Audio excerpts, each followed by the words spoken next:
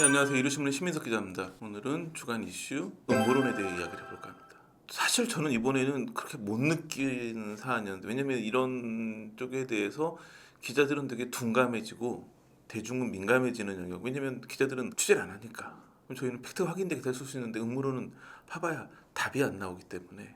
어떤 일을 들었냐면, 아니 곽상도 50억 더 풀려고 유아인 프로포폴 터트린 거 아니냐, 말도 안 된다고 얘기를 했습니다. 술자리에서 저는 말도 안 된다 생각을 하고, 근데 또 봤더니 뭐 이런 식의 음모론이 굉장히 온라인에서는 확산이 많이 돼 있더라고요. 과연 그러한지. 사실 보면 곽상도 전 의원이 그 50억으로 무죄를 받은 사안이 굉장히 좀 임팩트가 커요, 정계에서. 왜냐면 이 부분이 이제 이재명 더불어민주당 대표 수사와도 굉장히 맞물려 있는 영역이 있고, 검찰 입장에서는 굉장히 비난을 많이 받고 있고, 그래서는 안 되는데요. 하여튼 지금은 대통령실까지 검찰과 아주 굳건하게 연결이 되어 있기 때문에 단순히 검찰이 아니라 어떻게 보면 그 여권 핵심부까지 연관되는 대형 이슈이기 때문에, 또 곽상도 전 의원이 여당 출신이기도 하고, 그렇기 때문에 그걸 덮기 위해 가지고 뭔가 연예 이슈를 사용한다, 뭐 그런 얘기 많이 있었죠. 뭐 정계에 뭔가 안 좋은 일이 생기면 연예 이슈를 터뜨려 가지고 덮는다, 이런 이야기가 그냥 풍문으로 돌던 굉장히 오래된 음모론인데, 더킹이라는 영화에서는 마치 그런 것인 것처럼 검찰을 다루니까 거기서 양동철 검사, 지금 활동하는 그 배성우 씨가 맡았던 역할이었죠. 조인성 씨한테 이런 대사를 해요. 쫙 자기네 그 자료실을 보여주면서 이게 다 사건이다, 그러면서 터지면 이 나라가 들썩들썩한 사건들이다. 그런 사건을 갖고 있으면 빨리빨리 터뜨려가지고 나쁜 사람 검거하고 뭐 해야 되는데, 안 하고 있는 이유에 대해서 뭐라고 얘기하냐면, 사건도 김치처럼 맛있게 묵혔다가 제대로 익혔을 때 먹어야 한다. 그러니까 뭔가 사건을 가지고 있음에도 수사를 안 하고 있다가 어떤 시점에 그 수사를 한다는 이야기인데, 실제 그 영화에서 보면 한강식 부장검사, 그 정우성 씨 캐릭터였죠. 그 한강식 부장검사가 위기에 처하니까 연예인 성관계 동영상을 터트리는 그런 장면이 나오기도 하죠. 이 영화 보면 그래 정말 그랬던 거 맞아, 뭐 이런 생각을 할 수 있을 만한 상황인데, 과연 이런 음모론이 현실에서도 벌어지고 있을 것이냐. 제가 봤더니 이런 음모론이 제기되기에 되게 이번에 그림은 좋았어요.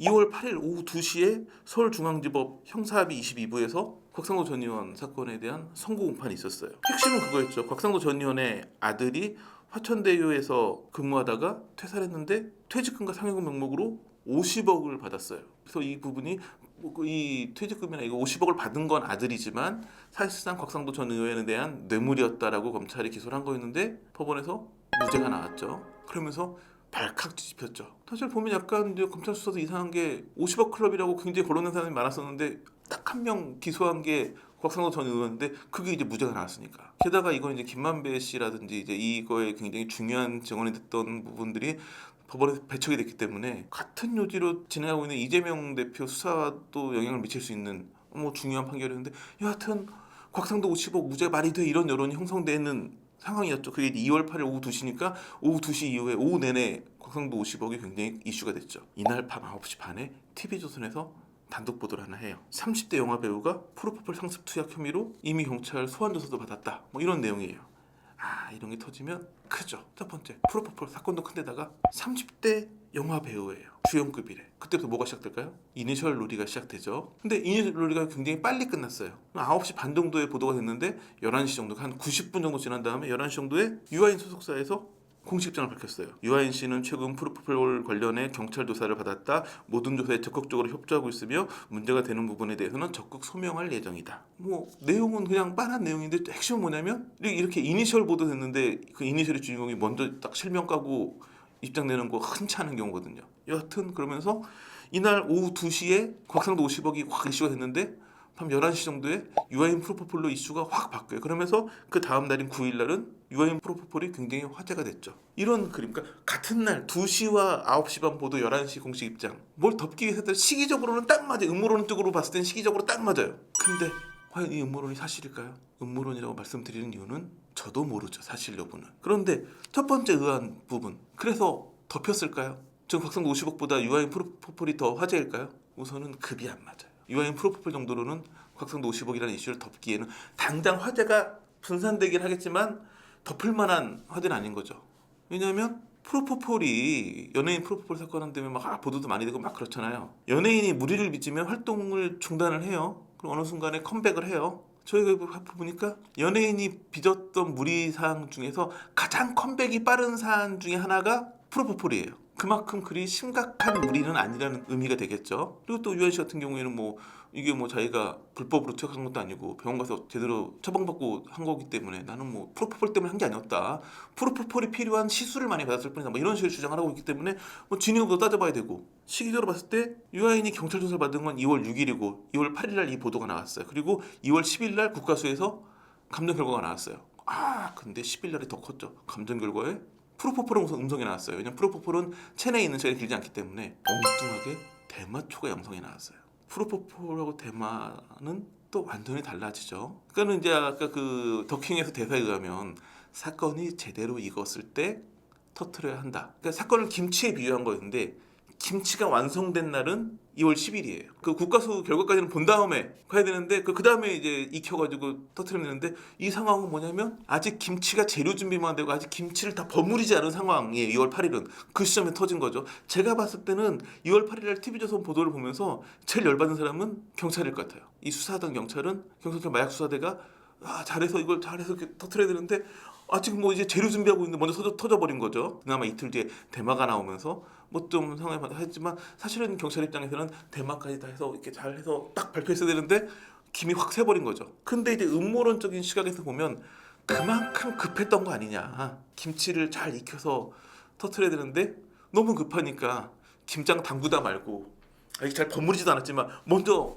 한 거 아니냐. 이렇게 볼 수도 있기는 해요. 그러니까 음모론이겠죠. 그런데 여기서 끝난 게 아니라 그 다음 이슈들을 보면 2월 8일날 그리고 9일날은 하루 종일 이제 프로포폴 유아인이 좀 어느 정도 됐고 2월 10일날 또 이슈가 불거지죠. 우선 2월 10일날 유아인 대마 양성 반응이 나왔고 또 하나가 하이브가 이수만의 SM 지분을 인수한 일이 벌어졌어요. 하이브, SM 이런 데서 몇 천억짜리 지분 인수하고 하는 일을 뭔가 정계의 어떤 이슈를 덮기 위해 활용하진 않겠죠. 이건 정말 민감한 기업 활동이고 그러니까 별개로 봐야 될 것 같아요. 그 하이브 SM 인수 이거는 별개의 산으로 봐야 될 것 같고 유아인 대만은 그냥 연결되는 거였고 경찰 입장에서 또 아쉬운 이슈였고 그렇게 그냥 지나가다가 2월 13일 날 검찰에서 항소를 해요. 안 할 수가 없었겠죠 당연히. 근데 또 문제는 뭐냐면 검찰에서 항소를 하면 다시 곽상도 50억이 또 확 이슈로 올라와요. 그리고 뭐 검찰에서 뭐 이번에는 뭐 수사팀까지 빼서 뭐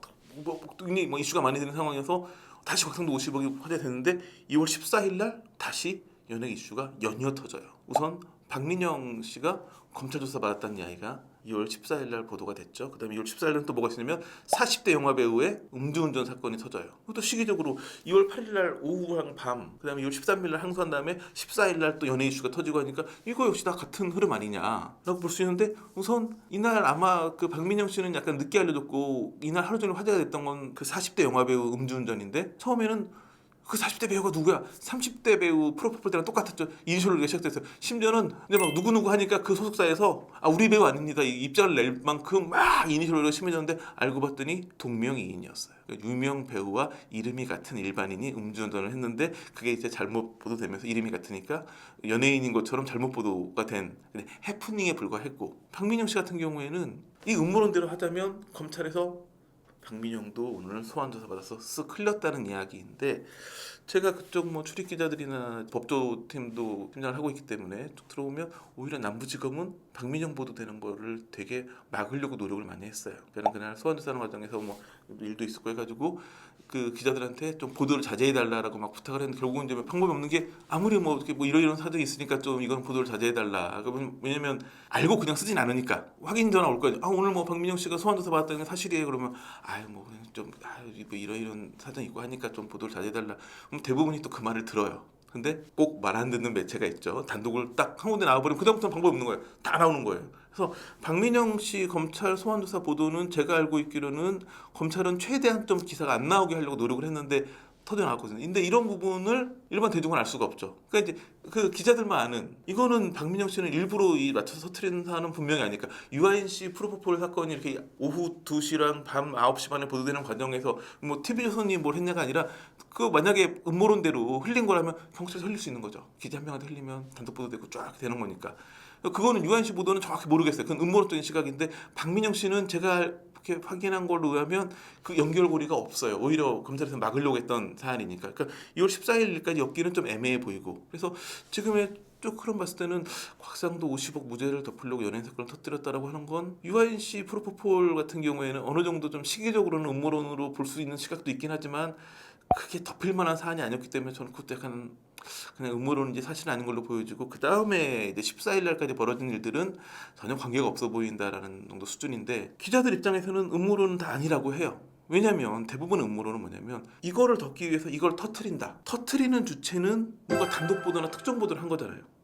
그 기자들이 얼마나 고생해서 그 단독 보도를 했는지를 기자들은 다 알기 때문에 그 음모론적이라는 건 그 기자들의 노력을 되게 무시하는 거거든요. 대한민국 모든 기자들이 물론 누군가 그 음모론적으로 이걸 터트리기 위해 가지고 기자한테 흘리거나 이런 일이 있을 수 있겠지만 대부분 그렇게 나오는 건 아니기 때문에, 옛날에 디스패치가 특종할 때마다 그걸 오해를 많이 받았는데, 디스패치는 어디서 이렇게 수사기관에서 정보받아서 쓰는 게 아니라 연예인 뭐 열애서나 이런 거는 진짜 막 디스패치에서 엄청 오랜 기간 잠복하고 해서 터트리는 이슈인데 그게 연결될 이유가 없죠. 그렇기 때문에 음모론은 사실 아니라 얘기했었는데, 그럼에도 이런 얘기가 계속되는 이유 중에 하나는 실제 수사기관이 이렇게 활용하기도 하거든요. 제가 뭐 이런 일을 할 때마다 드는 예인데 정말 딱 하나 검증된 그런 사례가 있어요. 2009년 4월 달에 주지훈 마약 사건이 그랬는데 4월 26일 날 경찰에서 주지훈 씨 마약 사건을 중간 브리핑을 해요. 마약 수사 중간 브리핑 안 하거든요. 수사 끝나고 하는 거죠. 그러니까 대부분 경찰은 뭐냐면 다 그 수사를 끝난 다음에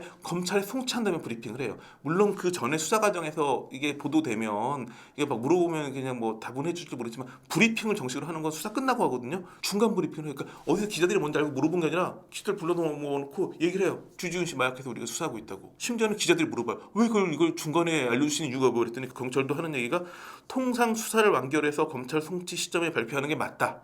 근데 이번에 뭐 다른 이유가 있다면서 그 얘기만 한 게 아니라 연예인 7-8명 정도가 더 있어가지고 수사를 확대하고 있다. 결국 아무도 없었어요. 주지훈 한 명이었고, 주지훈도 되게 억울한 사건이라고 볼 수도 있는 사안이었거든요. 왜 그러면 경찰이 갑자기 주지훈 중간 브리핑을 했을까요? 이틀 전인 4월 24일 날 장자연 사건 수사 결과 발표를 했어요. 엄청 부실 수사라고 늘 말이 많아고, 그래서 내가 한 10년 전이라 지금도 뭐 그 수사 다시 하다고 얘기가 나올 정도로 그 당시 수사가 굉장히 애매하게 끝났기 때문에 경찰이 엄청나게 막 장대현 사건을 두들겨 맞고 있으니까 이틀 뒤에 주지훈 사건을 중간 브리핑이라는 말도 안 되는 방식으로 터트린 거였거든요. 이 사안은 제가 보기에는 정말 장대현 사건에 여론 돌리려고 한 게 맞는 것 같아요. 이거는 뭐 그냥 팩트로 음모로 돼 있어요. 그러니까 이런 일이 있으니까 다른 일 터지면 또 그런 거 아니야, 또 그런 거 아니야. 제가 보기에는 그래서 정계가 뭘 하는 거는 잘 모르겠지만 검찰이나 경찰은 약간 자기네들이 위기 물릴 때 이런 거 쓰기도 하는 것 같아요. 그러니까 수사기관이 먼저 그런 부분을 안 해줘야 이런 음모론도 없어지지 않을까 생각이 듭니다. 오늘 준비한 소식도 더 많은데 PD가 끝내려고 해서 끝내겠습니다. 감사합니다.